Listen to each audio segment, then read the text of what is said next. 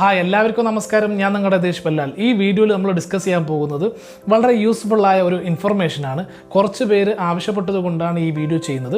അതുപോലെ തന്നെ റിലവൻ്റായ ഒരു ഇൻഫർമേഷനാണ്. SLC സർട്ടിഫിക്കറ്റ് നഷ്ടപ്പെട്ടാൽ എന്താണ് ചെയ്യേണ്ടത്, അതുപോലെ തന്നെ ഉപയോഗിക്കാൻ സാധ്യമല്ലാത്ത രീതിയിലുള്ള SLC സർട്ടിഫിക്കറ്റ് നമ്മുടെ കയ്യിലുണ്ടെങ്കിൽ നമ്മൾ എന്താണ് ചെയ്യേണ്ടത്, പുതിയൊരു ഡ്യൂപ്ലിക്കേറ്റ് SLC സർട്ടിഫിക്കറ്റ് നമ്മൾ അപ്ലൈ ചെയ്യാൻ എന്തെല്ലാം കാര്യങ്ങളാണ് നമ്മൾ ചെയ്യേണ്ടത്, ഈ ഒരു ഇൻഫർമേഷനാണ് നമ്മൾ ഈ വീഡിയോയിൽ ഡിസ്കസ് ചെയ്യാൻ പോകുന്നത്. ഈ വീഡിയോ ഇഷ്ടപ്പെട്ടാൽ നിങ്ങൾ ലൈക്ക് ചെയ്യണം, കമൻറ്റ് ചെയ്യണം, അതുപോലെ തന്നെ ഷെയർ ചെയ്യണം.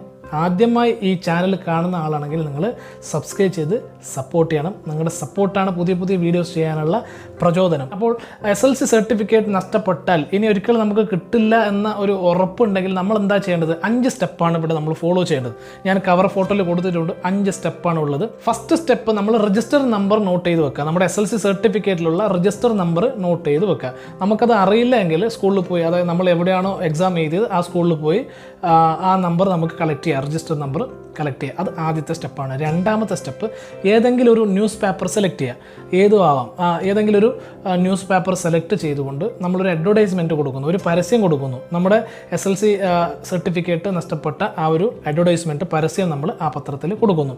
അതുപോലെ തന്നെ പിന്നീട് നമ്മൾ 15 ദിവസം നമ്മൾ കാത്തിരിക്കണം. ആ പേപ്പർ നമ്മൾ കയ്യിൽ വെക്കണം. നമ്മൾ പരസ്യം കൊടുത്ത ആ പേപ്പർ നമ്മുടെ കയ്യിൽ വേണം. 15 ദിവസങ്ങൾക്ക് ശേഷമാണ് നെക്സ്റ്റ് നമ്മുടെ വർക്ക് എന്ന് പറയുന്നത്. മൂന്നാമത്തെ സ്റ്റെപ്പ് എന്ന് പറയുന്നത്, ഫസ്റ്റ് ക്ലാസ് മജിസ്ട്രേറ്റിൻ്റെ കോടതി മുദ്ര പതിപ്പിച്ച ഒരു സാക്ഷിപത്രം നമ്മൾ റെഡിയാക്കണം. അതായത് ഒരു അഫിദവിത്ത് നമ്മൾ റെഡിയാക്കണം. അതിന് ഏതെങ്കിലും ഒരു അഡ്വക്കേറ്റിനെ സമീപിച്ചാൽ മതി. നാലാമത്തെ സ്റ്റെപ്പ് എന്ന് പറയുന്നത്, നമ്മൾ ട്രഷറിൽ പോയി ഒരു 350 രൂപ നമ്മൾ എന്ത് ചെയ്യണം, ഒരു ചലൻ നമ്മൾ പേ ചെയ്യണം.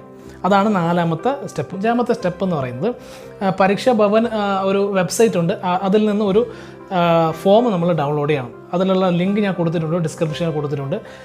ആ ഫോം നമ്മൾ ഡൗൺലോഡ് ചെയ്ത് അത് നമ്മൾ പൂരിപ്പിക്കണം. കറക്റ്റായി നമ്മൾ ഫില്ല് ചെയ്തുകൊണ്ട് എല്ലാം ഈ പറയുന്ന കയ്യിലിരിക്കുന്ന എല്ലാ ഡോക്യുമെൻറ്റ്സും നമ്മൾ എന്താണ് കൊണ്ടുപോയി സ്കൂളിൽ പോയി കൊടുക്കണം. നമ്മൾ ഏത് സ്കൂളിലാണ് എക്സാം എഴുതിയത് ആ സ്കൂളിൽ കൊണ്ടുപോയി കൊടുക്കണം.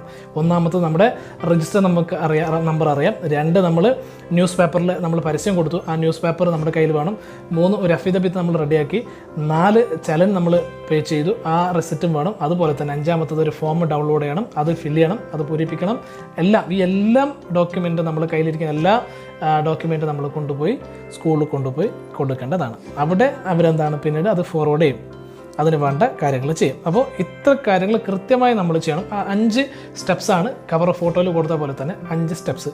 നമ്മളിത് കൊടുത്ത ശേഷം പിന്നീട് അത് പരീക്ഷാ ഭവനിലേക്ക് അവർ അയച്ചു കൊടുക്കും.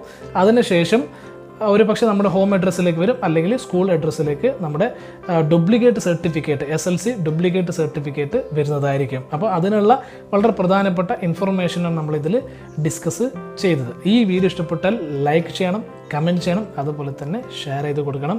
നിങ്ങൾ സബ്സ്ക്രൈബ് ചെയ്യാത്ത ആളാണെങ്കിൽ സബ്സ്ക്രൈബ് ചെയ്ത് സപ്പോർട്ട് ചെയ്യണം. വിരാജ് സൊല്യൂഷൻസിൻ്റെ പുതിയ എപ്പിസോഡിൽ പിന്നീട് കാണാം. അതുവരെ ബൈ.